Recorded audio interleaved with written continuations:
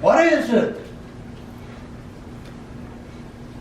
John called my attention. John and I can explain what balance is and the effect of losing our balance. My excuse was I had a bar fight, but that black eye stayed with me, and John's black eye stayed with him. This term of balance, it was interesting to watch the video and all of the examples of balance. It's a term used in many, many situations. I think about how we take our cars into the garage and have the wheels balanced. We have balance. If they're not balanced, the car will bump. It runs smoother if we get it balanced. Well, I also thought maybe it got left out of the Bible about the need to balance the chariot wheels and how many battles were lost because of unbalanced chariot wheels. The analogy is we need balance in our lives for them to run smoothly. And the other conclusion, Jesus Christ is the balance for our lives. And going to church is kind of like taking our car to the garage. I asked you a question. Without Christ, can we fully have balance in our lives? I remember the cliche, and it's still valid today. Shake up your life. Change the balance. It is not necessarily bad to change balance. If we think about balance, we can think of areas that might need some change. And I'll talk about that a little later. I remember at Graceland, in the chemistry department, a man called Delmer Good. He was the chemistry instructor. This man had a great influence on my life. The first influence, he gave me an F in my first chemistry class. I think I've spoken of this other times. I changed my major from girls to study.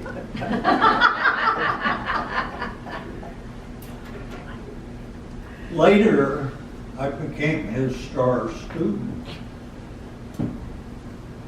But a story about Delmer, and in the older days, there was a device called an analytical balance. Today, that's been replaced with balances. All you do is put the weight on electronically. You get the weight. Very valid, very fragile, very sensitive. Kept in glass case that isolated them from air drafts. They'd be beautiful antiques if you could find one today. I'd love them. Well, Delmer demonstrated how sensitive that balance was by weighing a piece of paper. And then he wrote my name on that paper and weighed the paper again.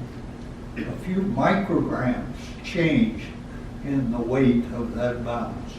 My name had weight. Your name has weight. You are important.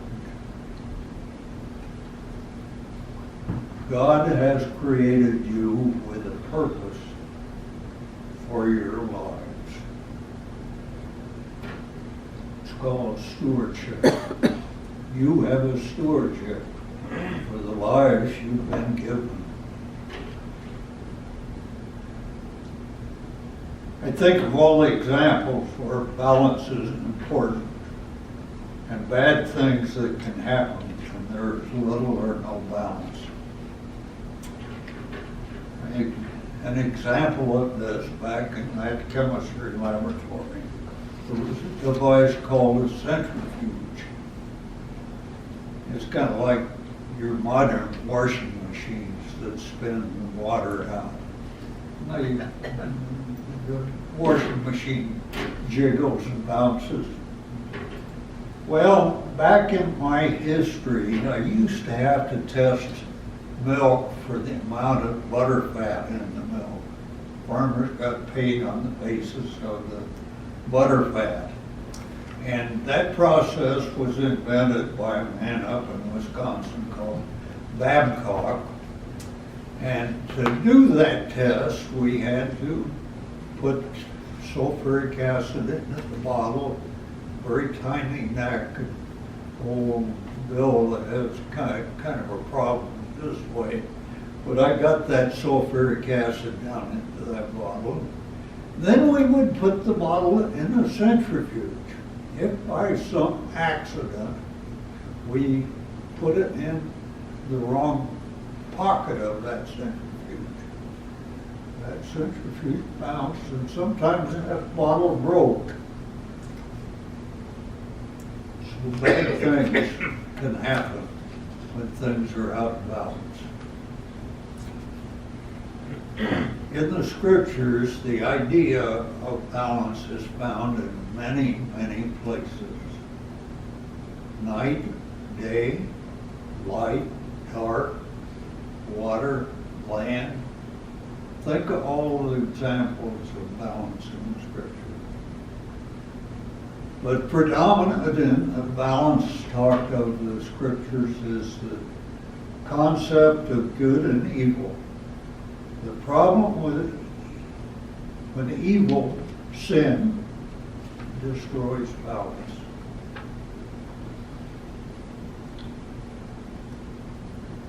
The balance that God has given us. I won't go into the talking of balance of nature. We hear a lot about nature and how many instances mankind is creating damage and destroying the balance of nature. And I don't know if I should mention this. When God and Jesus were creating, they made a mistake. Creation was badly out of balance. So they talked about it and came up with a solution. We'll create a woman. Now, I'm not going to go there. Because I'm sitting right here. I'll leave it up to you to decide if he restored balance. I talk to my friends and talk about the weaker sex. And I've come to realize we got it all wrong, fellas. We're in deep trouble. You ever watch the movie Andy Griffith? Oh, yeah. All the women got even. They took away, the men took away their checkbook, but they took away their ability to survive. They took away the feeding of the men. Well, in the 3rd chapter of Romans, the Bible wrote, and there's a lot of this in the Bible, between good and evil. Now, God has blessed us, giving us freedom to make choices, good or bad. When we make bad choices, bad things happen, our lives become out of balance. However, events can put our lives out of balance. And you all know that my life was been pretty badly put out of balance the last 2 years, and without the blessing of Jesus Christ and the congregation and my friends, I wouldn't be making it as well as I am. So last Sunday, I sat down with Tanner and Lexi. I wish they were here. They were playing a game. It consisted of several rectangular blocks, and they put those blocks in a stack, 3 on a row, and stack them up. And then they would take a block out, and they successfully removed the block, and finally the tower would collapse as it became unbalanced. Think of the blocks as temptation, choices. One, just a little sin, a choice, a little unbalanced, but nothing very bad. Each bad choice makes our life a little more unbalanced. But finally, after we remove too many blocks, we're completely unbalanced.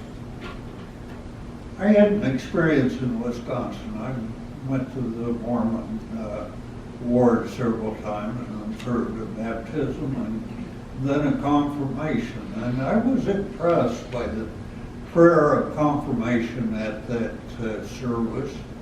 The elders prayed that the person would make wise choices. Friday evening last week, my friend Alan took me to a core worship service. It was an experience. Completely different in tone from our worship service, but it was very effective. They worship Jesus in their special way, and I realize there are many ways to worship Jesus. I sometimes wonder what God thinks about it, but Jesus came to provide us balance. God gave us the ability to choose good or bad. These men and women at that core service had made bad choices. Their lives had become completely out of balance. They were not bad people, just because they had made bad choices. They were God's children. The message I heard is, because of Jesus, you are forgiven.